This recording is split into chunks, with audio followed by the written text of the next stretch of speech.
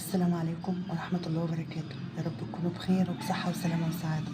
دي قناتي، أرجو الاشتراك في القناة وتفعيل زر الجرس ليصلكم كل جديد، وفضلا وليس أمر الدعاء لأمي والبنت أختي بالرحمة والمغفرة لهم وجميع موتى المسلمين. وصفة النهاردة انطلبت مني وهي المكرونة باللبن، مش العزيزية، لا المكرونة باللبن.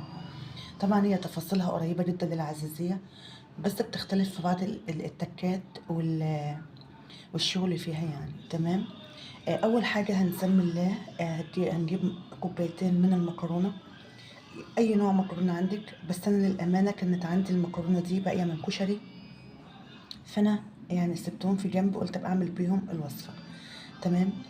عندي كوبايتين من المكرونه، طبعا تسلقيهم سلق كويس، وبعد كده هنزل بيهم في الكبه، اديهم بس ضربه واحده بحيث ان هم ما يبقوش كتل بالشكل ده، لا يبقوا مكسرين. هنا نزلت بالمكرونة في الكبة بتاعتي، هنزل عليها بنص لتر من الحليب عشان بس الكبة تدور يعني تدور معايا. تمام. بسم الله.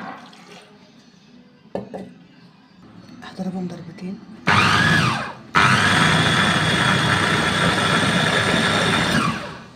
هو ده القوام المطلوب، مش اكتر من كده، يا دوبك بس المكرونة تتكسر. عندي هنا حلة هنزل بالمكونات فيها. بسم الله. بالشكل ده هو ده القوام المطلوب للمكرونة. تمام. ما بتنعمش عن كده. بعد كده هنزل بباقي الحليب.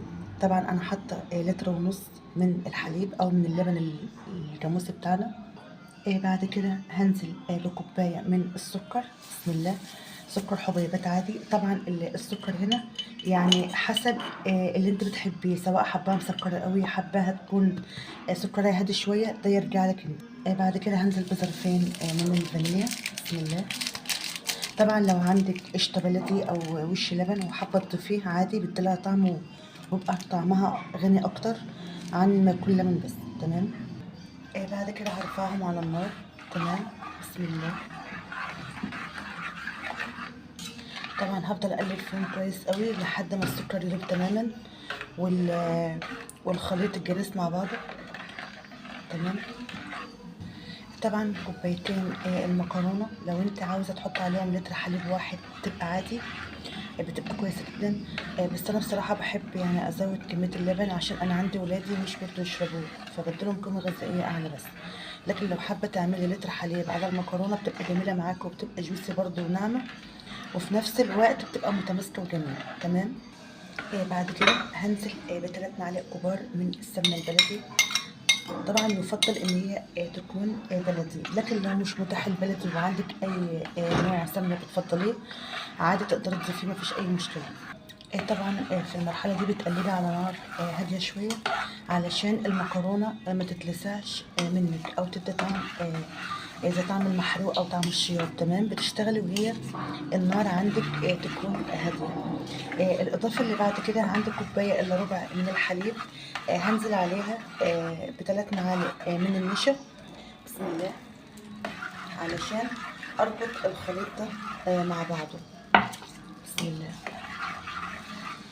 طبعا لو عندك جوز هند وحابه تضيفيه عادي، عايزه تضيفي المكسرات مثلا زي الزبيب، آه، آه، فول سوداني مطحون، بيبقى عادي برضه، بيبقى طعمه حلو حلو يعني، بيبقى معزز الطعم ويخلي الطعم جميل. بس انا بصراحه بحب اعمل المكرونه اللي بلبن، بتكون يعني ساده، يعني بستكفى بصراحه فيها بالسمنه البلدي. طبعا هي هنا وصلنا للقوام المطلوب. طبعا هي اللي تماسكت معايا. تمام. دلوقتي هنزل بيها في صينيه. عندي صينيه بطنتها بالسمنه بالشكل ده. دلوقتي هنزل بخليط المكرونه عليها. نزلت بالخليط في الصينيه زي ما حضراتكم شايفين بالشكل ده. طبعا بسبب بس السطح بتاعها، الوش يعني. تمام. وهسيبها على الرخامه حوالي بس ربع ساعه، وبعد كده هوريكم الخطوه اللي بعد كده. طبعا هنا المكرونه بتاعتي اللي اتشمعت تماما. تمام. عندي هنا نص كوبايه من الشربات، هبدا انزل بيها على الوش. بسم الله. طبعا هدهنه بفرشه. بسم الله. وطبعا هندخلها على درجة حرارة 100 و200، درجة حرارة 200، وهنولع الشواية يعني نار هادية خالص من على الوش من فوق، بحيث ما تتحرقش من فوق قبل ما تتعمل تتحمر من تحت. تمام. والمهم في كل ده كمان ان انت لو هتشتغلي في فرن البوتاجاز تحطي الصينيه على القاعده بتاعه الفرن من تحت، ما تحطهاش على على الشبكه، تخليها ملامسه لقاعده الفرن. تمام. انا هشتغل على فرن غاز، فانا هدخلها على على الفرن من تحت على طول، يعني على الصاجه على طول من تحت.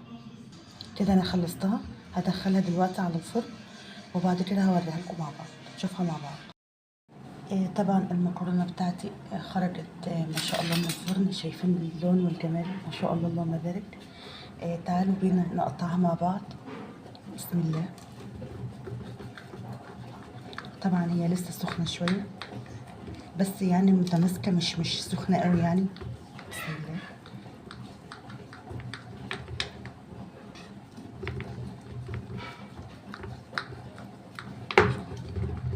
بسم الله. بسم الله. بسم الله.